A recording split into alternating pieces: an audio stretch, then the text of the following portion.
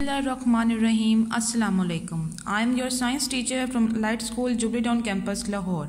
We will read about Science Factor Class 4. In our science syllabus, 2 units are included. We will start from unit number 10, the solar system. This is your science book. Open your book now. Page number 72. Unit number 10 the solar system. आपके first paragraph में हमें अर्थ की shape के बारे में बताया गया है कि अर्थ की शेप कैसे होती है। You have to underline the important lines.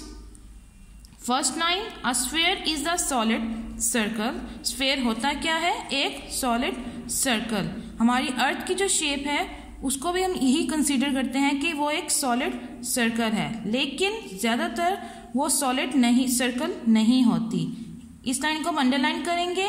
It is slightly flattened at the poles and is a little swollen in the middle.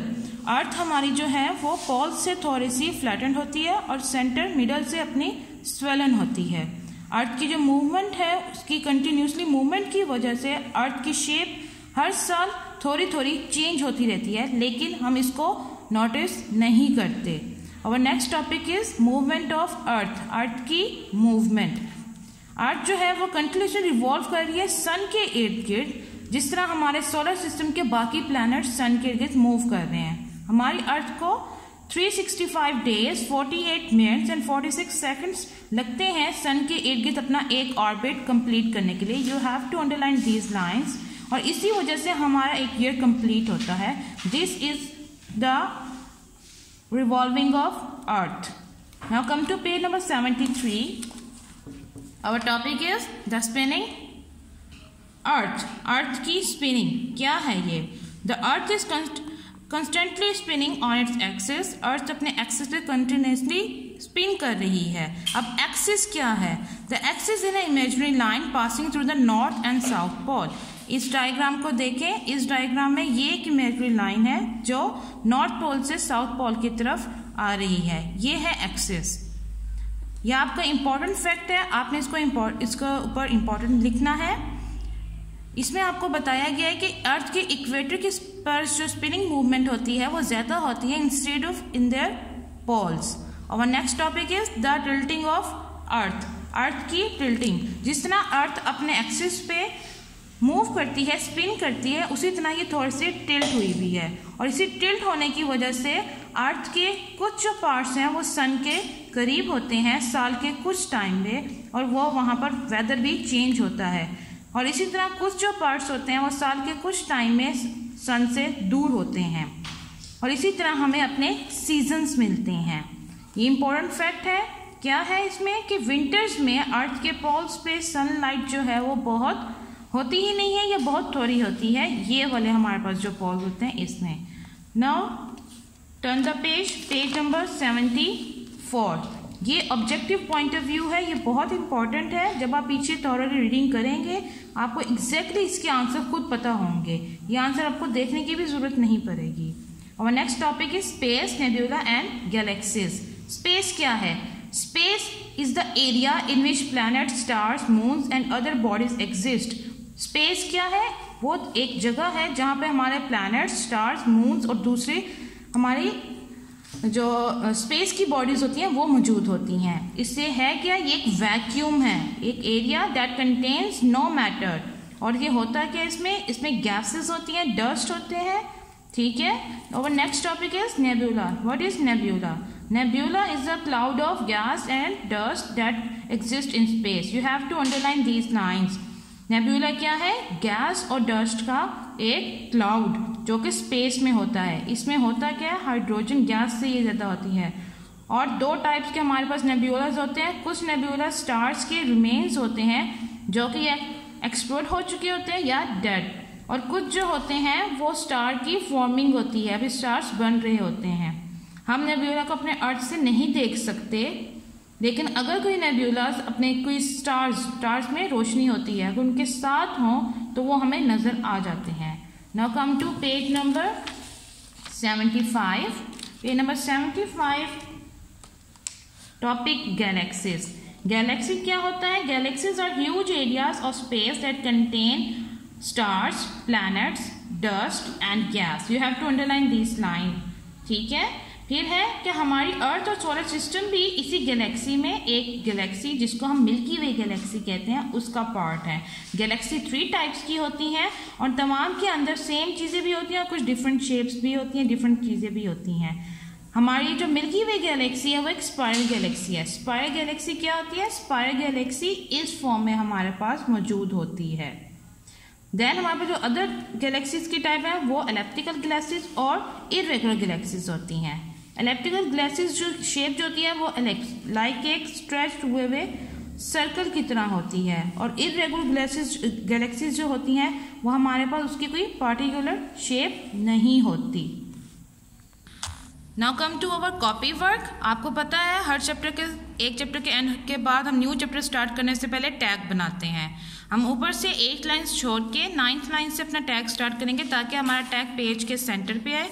You have to mention unit number, that is unit number 10, then unit name, reading, writing, question answer, objective.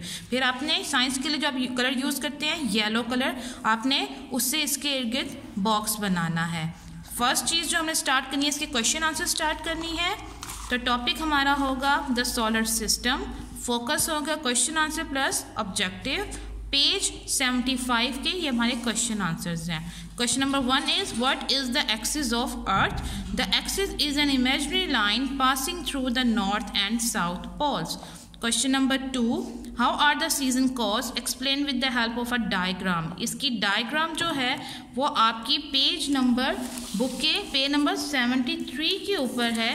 ये वाली diagram ये आपने अपने इस blank page के ऊपर draw करनी है और इसका आंसर जो है वो है as the earth tilts on its axis, some parts of the earth are positioned closer to the sun at certain times of the year than other parts and further away from the sun at other times of the year. This is how the season come about. Then write short notes on space, nebula, galaxies. A. Space. Space is the area in which planets, stars, moons and other bodies exist. Space is everywhere except within the atmospheres of these bodies. Space is a vacuum. There are gases and dust in it. Our next part, B. Nebula. A nebula is a cloud of gas and dust that exists in space. Most of them have a lot of hydrogen gas in them. Some are remains of stars that have exploded and died. C. Galaxies. Galaxies are huge areas of space that contain stars, planets, dust and gas. Earth and our solar system exist in a galaxy known as Milky Way. ये हो गए हमारे question answer. Now come to objective part. First part है fill in the blanks. Earth is slightly dash at the poles and is little dash in the middle, flattened and swollen. Second, the earth is constantly revolving around the dash sun. Third, earth takes dash days, dash minutes, dash seconds to orbit the sun. 365 days, 48 minutes, 46 seconds. Fourth one, during winter the earth's poles get dash no light, no sunlight. Okay, ये हमने अपना important fact में भी read किया था. Then true false. First one, irregular galaxies have particular shape. False. No particular shape. Irregular galaxies की particular shapes नहीं होती. Second, there are 5 types of galaxies. False. There are 3 types of galaxies. Third, the Milky Way is a spiral galaxy. True. Milky Way हमारे पास एक spiral galaxy होती है. Fourth, elliptical galaxies are shaped like ellipses. Yes, true. उनकी shape एक stretched Oval की तरह ही होती है. तो ये था बच्चों आपका यूनिट नंबर 10. उम्मीद करती हूँ कि आपको आज का लेक्चर अच्छी तरह समझ आ गया होगा. अगर आपको किसी बात की समझ नहीं आई तो आप वीडियो को अगेन वॉच कर सकते हैं. आप होमवर्क करने में अपनी मदर या किसी बड़े की हेल्प ले सकते हैं। और सबसे इम्पॉर्टेंट बात, ये तमाम कॉपी वर्क आपने अपने स्कूल की कॉपीज़ पर ही करना है, आपने बाहर से कोई कॉपी नहीं लेनी। जिन पर आप ऑलरेडी स्कूल का काम कर रहे थे उन्हीं के ऊपर करना है। और आपके इन होमवर्क्स के मार्क्स आपके एनुअल एग्जाम्स में ऐड होंगे, तो आपने बहुत ध्यान से अपना ये काम करना है। So take care of yourself, stay home, stay safe. Allah हाफिज़ from Light School Jubilee Town campus.